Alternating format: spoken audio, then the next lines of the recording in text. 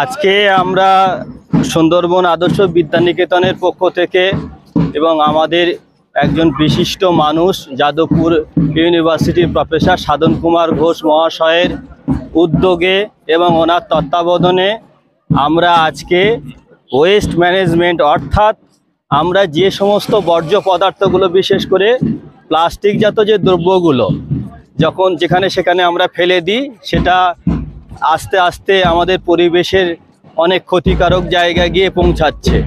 আমরা সেটাতে কিভাবে সেটাকে আবার স্টোর করে আমরা তাকে রিসাইক্লিং করতে পারি করে এবং একদিকে রিসাইক্লিং করে একটা ভালো জায়গা তৈরি করতে পারবো, অপরদিকে আমরা যে এই পরিবেশ যে দূষণ এই পরিবেশ দূষণটাকে আমরা রোধ করতে পারবো।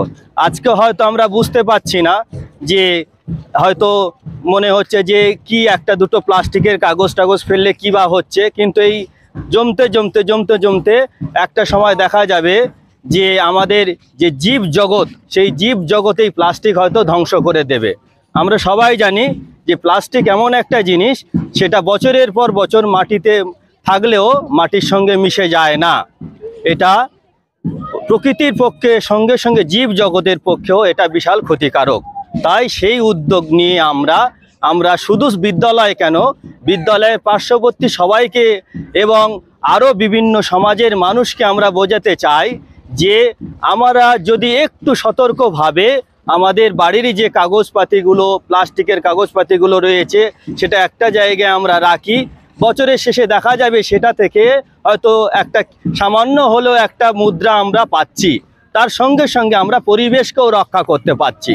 তাই আমরা এই বিদ্যালয়ের পক্ষ থেকে সবাইকে সব সমাজের মানুষকে বার্তা দিতে চাই যে প্লাস্টিককে আমরা একটা সঠিকভাবে সংরক্ষণ করব এবং সেটাকে রিসাইক্লিং করে সমাজকে বাঁচাবো এবং আমাদের পরিবেশকে বাঁচাবো এবং জীবজগৎকে বাঁচাবো।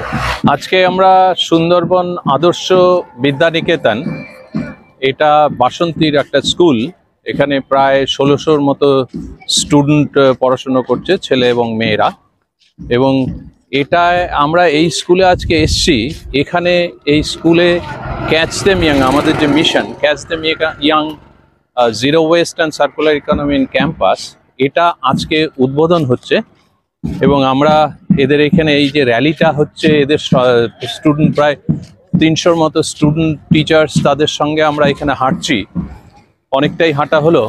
এবং এইটা একটা খুব ভালো কমিউনিটি অ্যাওয়ারনেস ডেভেলপ করার পক্ষে খুব শক্তিশালী ইভেন্ট, সেই জন্য প্রত্যেক প্রোগ্রামেই আমরা এই র্যালিটা রাখি। এরপর আমরা বিন কালচার অ্যাডাপশনের একটা প্রসেস করব। স্টুডেন্ট এবং টিচাররা যাতে বিন কালচারে অভ্যস্ত হয় সেটার প্রসেসটা নিয়ে আমরা কিছুক্ষণ ওইখানে কাজ করব। এবং তারপর এখানে বিনের উদ্বোধন হবে। 3 বিন কালচার সেটা অ্যাডাপশন করার পরে এই বিন কালচারটা যাতে এখানে এস্টাবলিশ করা হয় সেইটা করব।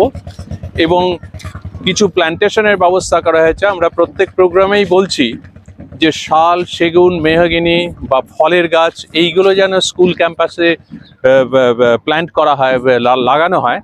তার ফলে বেশ কিছুদিন পর যদি শাল, সেগুন, মেহগিনি এইরকম টাইপের গাছ হয়, সেটা প্রায় 20 থেকে 25 বছর পর সেটা যেরকম এনভায়রনমেন্টকে রক্ষা করবে, তার সঙ্গে সঙ্গে একটা অ্যাসেটও জেনারেটেড হবে স্কুলে। আর প্যারালেলি এবং ফল গাছ যে সমস্ত আম, জাম, কাঁঠাল, লিচু এই সমস্ত, সেটা স্টুডেন্টরা খেতে পারবে। এবং যদি দরকার হয় কোনো সময় সেটাও একটা বিজনেসের মডেল হিসাবে এই স্কুলের জন্য রাখা হচ্ছে। এই সমস্ত কিছু নিয়ে আমাদের এই যে মিশন, এটার অবজেক্টিভ হচ্ছে হলো স্টুডেন্ট এবং টিচারদের, বিশেষ করে স্টুডেন্ট যারা আমাদের নেক্সট জেনারেশনের সিটিজেন, তাদের মধ্যে এই কালচারটা যাতে আমরা অ্যাডাপ্ট করাতে পারি যে ওয়েস্ট সেগ্রিগেট করতে হবে, ওয়েস্ট রিসাইক্লিং করতে হবে এবং ওয়েস্ট রিডিউস করতে হবে।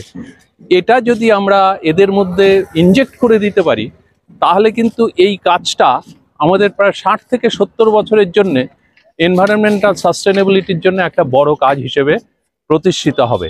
এটাই আমাদের উদ্দেশ্য। এবং আজকে খুব ভালো লাগছে যে প্রচুর ছাত্রছাত্রী এই মিছিলে অংশগ্রহণ করেছে, র্যালিতে অংশগ্রহণ করেছে, টিচাররাও অংশগ্রহণ করেছে। এবং আমি আশা করব এই যে মিশনটা আমরা আজকে থেকে শুরু করালাম এই স্কুলে, এটা অনেক দিন পর্যন্ত স্থায়ী হবে।